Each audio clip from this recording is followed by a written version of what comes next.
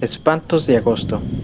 Llegamos a Arezzo un poco antes del mediodía y perdimos más de 2 horas buscando el castillo renacentista que el escritor venezolano Miguel Otero Silva había comprado en aquel recodo idílico de la campiña toscana. Era un domingo de principios de agosto, ardiente y bullicioso, y no era fácil encontrar a alguien que supiera algo en las calles abarrotadas de turistas. Al cabo de muchas tentativas inútiles, volvimos al automóvil. Abandonamos la ciudad por un sendero de cipreses sin indicaciones viales, y una vieja pastora de gansos nos indicó con precisión dónde estaba el castillo. Antes de despedirse, nos preguntó si pensábamos dormir allí, y le contestamos, como lo teníamos previsto, que solo íbamos a almorzar. Menos mal, dijo ella, porque en esa casa espantan. Mi esposa y yo, que no creemos en aparecidos del mediodía, nos burlamos de su credulidad, pero nuestros 2 hijos, de 9 y 7 años, se pusieron dichosos con la idea de conocer un fantasma de cuerpo presente. Miguel Otero Silva, que además de buen escritor, era un anfitrión espléndido y un comedor refinado, nos esperaba con un almuerzo de nunca olvidar. Como se nos había hecho tarde, no tuvimos tiempo de conocer el interior del castillo antes de sentarnos a la mesa, pero su aspecto desde fuera no tenía nada de pavoroso, y cualquier inquietud se disipaba con la visión completa de la ciudad desde la terraza florida donde estábamos almorzando. Era difícil creer que en aquella colina de casas encaramadas, donde apenas cabían 90.000 personas, hubieran nacido tantos hombres de genio perdurable. Sin embargo, Miguel Otero Silva nos dijo con su humor caribe que ninguno de tantos era el más insigne de Arezzo. El más grande, sentenció, fue Ludovico, así, sin apellidos, Ludovico, el gran señor de las artes y de la guerra, que había construido aquel castillo de su desgracia y de quien Miguel nos habló durante todo el almuerzo. Nos habló de su poder inmenso, de su amor contrariado y de su muerte espantosa. Nos contó cómo fue que en un instante de locura del corazón había apuñalado a su dama en el lecho donde acababan de amarse, y luego azuzó contra sí mismo a sus feroces perros de guerra que lo despedazaron a dentelladas.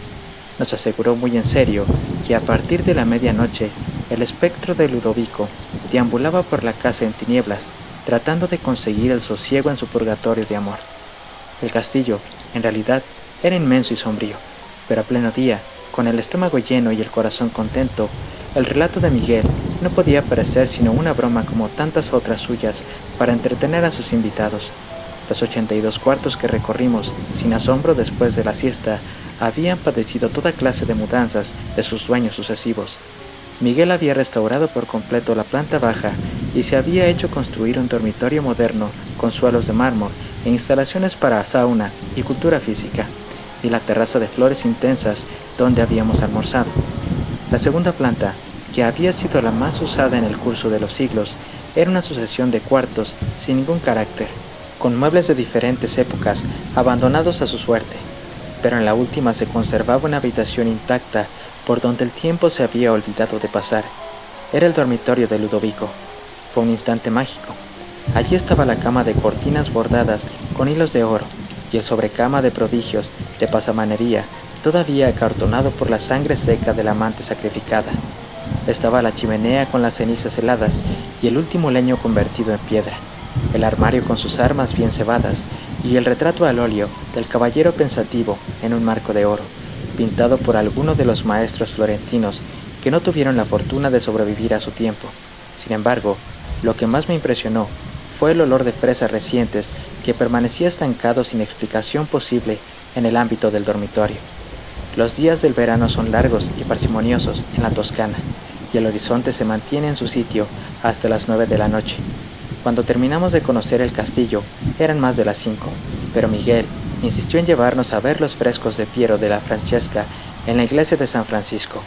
Luego nos tomamos un café bien conversado bajo las pérgolas de la plaza, y cuando regresamos para recoger las maletas, encontramos la cena servida, de modo que nos quedamos a cenar.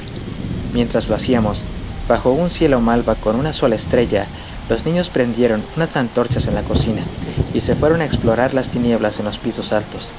Desde la mesa oíamos sus galopes de caballos herreros por las escaleras, los lamentos de las puertas, los gritos felices llamando a Ludovico en los cuartos tenebrosos. Fue a ellos a quienes se les ocurrió la mala idea de quedarnos a dormir. Miguel Otero Silva los apoyó encantado, y nosotros no tuvimos el valor civil de decirles que no. Al contrario de lo que yo temía, dormimos muy bien. Mi esposa y yo en un dormitorio de la planta baja y mis hijos en el cuarto contiguo. Ambos habían sido modernizados y no tenían nada de tenebrosos. Mientras trataba de conseguir el sueño, conté los 12 toques insomnes del reloj de péndulo de la sala y me acordé de la advertencia pavorosa de la pastora de gansos. Pero estábamos tan cansados que nos dormimos muy pronto, en un sueño denso y continuo, y desperté después de las 7 con un sol espléndido entre las enredaderas de la ventana. A mi lado, mi esposa navegaba en el mar apacible de los inocentes. «Qué tontería», me dije, «que alguien siga creyendo en fantasmas por estos tiempos».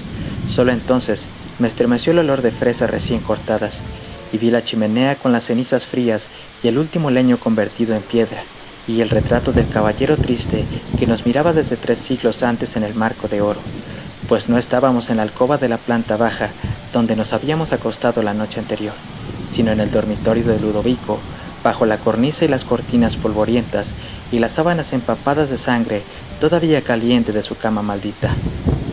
Fin.